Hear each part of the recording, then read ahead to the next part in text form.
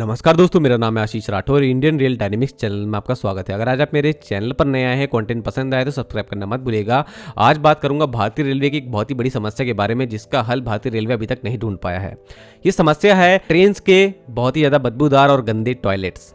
और यहाँ पर जो ये टॉयलेट्स हैं, स्टार्टिंग में जब ट्रेन चलना स्टार्ट होती है तब तो बहुत सही रहते हैं, लेकिन 3-4 स्टेशन के बाद में ही बहुत ज़्यादा ख़राब होने लगते हैं। और अगर भीड़ भाड़ वाली ट्रेन हो तो पहले तो इन टॉयलेट्स तक पहुंचना ही मुश्किल हो जाता है व्यक्ति के लिए, और जब वो पहुंच जाता है तो उसके बाद उसका अंदर जाने का मन नहीं करता है। अब तक आप लोगों ने ट्रेन की जर्नी में ये सब कुछ तो फेस करा ही होगा।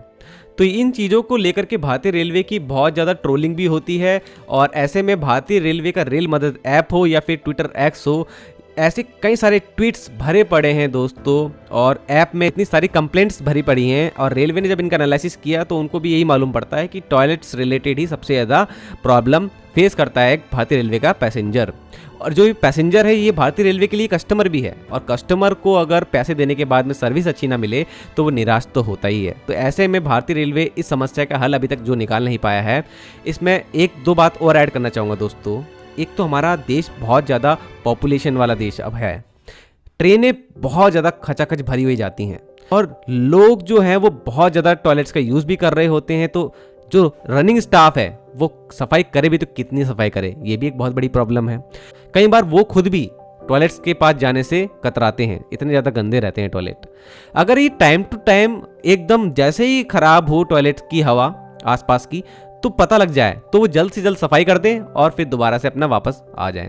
इस तरीके से अगर काम हो तो हो सकता है कि सब चीज़ें कंट्रोल में आ सकें। और मोस्टली केसेस में रनिंग स्टाफ के ऊपर भी अगर कोई प्रेशर ना पड़े तो वो भी कई बार आलस करते हैं, ये भी एक बड़ी समस्या है। दूसरी बात और है जो मैं बताना इसलिए चाहता हूँ क्योंकि ये चीज़ें भी मैंने देखी ही हैं, एज अ पैसेंजर भी मैंने ये देखा है कि जो लोग हैं वो भी फ्लश नहीं करते हैं, टॉयलेट्स का ढंग से यूज़ नहीं करते हैं। ऐसे यूज़ नहीं करते हैं कि जैसे उनकी घर की प्रॉपर्टी हो। अगर वो घर की प्रॉपर्टी की तरह ही इसको माने, साफ रखें इसको भी, बहुत ज़्यादा अच्छे हो सकते हैं टॉयलेट्स।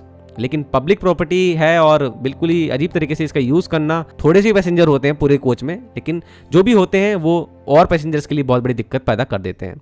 तो उनके लिए भी मैं यहाँ पर एक बात कहना चाहूँगा, आप लोगों को पब्लिक प्रॉपर्टी को भी बहुत ज़्यादा साफ रखना चाहिए जैसे आप अपने घर की प्रॉपर्टी को रखते हैं। तो दोस्तों टॉपिक पे आते हैं, और अभी आप लोगों को बताता हूँ कि अभी हाल ही में क्या यहाँ पर चीज़ें हो रही हैं। देखिए, अभी दिल्ली में ऑफिशियल्स की एक बड़ी मीटिंग हुई है, और ये रेलवे ऑफिशियल जो हैं इन्होंने जो ये मीटिंग करी है, इसका उद्देश्य था इसी बड़ी प्रॉब्लम को सॉल्व करना, टॉयलेट्स की। तो ऐसे में रेलवे चाहता है कि इस प्रॉब्लम का सॉल्व अब IoT बेस्ड टेक्नोलॉजी से किया जाए, जिसके लिए उन्होंने एक नए स्टार्टअप जो कि मुंबई बेस्ड स्टार्टअप है, वेलिसो टेक्नोलॉजीज को चुना है। और वेलिसो टेक्नोलॉजीज बनाती है IoT based product for better hygiene, और सर्विसेज भी प्रोवाइड करती है हाइजीन रिलेटेड। इनके IoT बेस्ड डिवाइसेस जो हैं वो इस तरीके की जो टॉयलेट्स हैं उनमें अगर कोई भी गंदगी हो रही है या फिर आसपास की हवा में स्मेल पैदा हो रही है उसको जानने की कैपेबिलिटी होती है, जिससे कि रनिंग स्टाफ जो होगा ट्रेन में वो जल्द से जल्द इनकी सफाई कर सके और उन तक जानकारी पहुंचे। ये सब चीज़ें आपको आगे समझाऊंगा, लेकिन प्लान थोड़ा समझ लीजिए। प्लान ये होने वाला है कि भारतीय रेलवे इनको स्टार्टिंग में कुछ VIP ट्रेन्स पर काम करने का मौका देगा। ये ट्रेन्स हो सकती हैं राजधानी, शताब्दी, वंदे भारत जैसी ट्रेन, और साथ में ही LHB और ICF ट्रेन्स भी ली जाएंगी पहले पायलट प्रोजेक्ट में।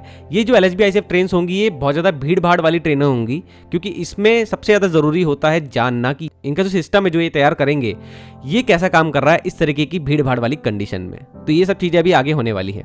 अब देखिए थोड़ा डिवाइस के बारे में समझ लीजिए। देखिए इनके पास एक डिवाइस है जिसको ये कहते हैं गंधवैध।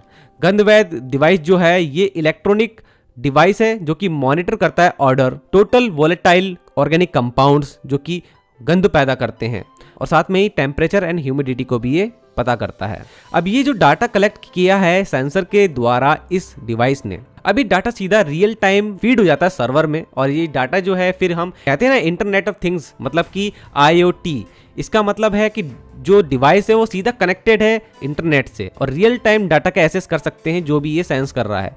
और इसी के साथ में ही जो ट्रेन के अंदर केयर टेकर्स हैं, मॉनिटरिंग स्टाफ या ऑफिशियल्स हैं जो कि रिस्पॉन्सिबल है हाइजीन के लिए ट्रेन में, तो इनको सीधा इस डाटा के जरिए रेलवे जहाँ पे भी डाटा कलेक्ट होगा वहाँ से किसी एक व्यक्ति के द्वारा जो कि इस डाटा को पहले एनालाइज करेगा कि कौन से टॉयलेट में ज़रूरत है जाने की रनिंग स्टाफ की, कौन सी ट्रेन में, तो वो भेजेगा इन स्टाफ को उसी वक्त और जल्द से जल्द सफाई करवाएगा। तो इस तरीके से पूरा सिस्टम रियल टाइम बेसिस पे काम करेगा। तो ये काफ़ी अच्छी चीज़ मुझे लगी कि भारतीय रेलवे टेक्नोलॉजी को कंसीडर कर रहा है अपनी प्रॉब्लम्स को सॉल्व करने के लिए। ये एक पॉजिटिव एटीट्यूड कहा जाएगा और ऐसा ही होना चाहिए, क्योंकि आगे अगर हम लोगों को अपनी सर्विसेज को सुधारना है तो ये सब चीज़ें तो करना ही पड़ेंगी। तो दोस्तों, इस सब चीज़ों के बारे में अगर आगे कोई भी पायलट प्रोजेक्ट जब भी शुरू होगा, कोई भी ट्रेन का नाम आएगा, तो मैं आपको जरूर से वीडियो बना करके बताऊंगा। आप लोग बताइए ये काम करेगा कि नहीं करेगा भारतीय रेलवे, जो भी अभी सोच रहा है। तो जरूर से कमेंट सेक्शन में बताना। आज के लिए इतना ही। वंदे मातरम, भारत माता की जय।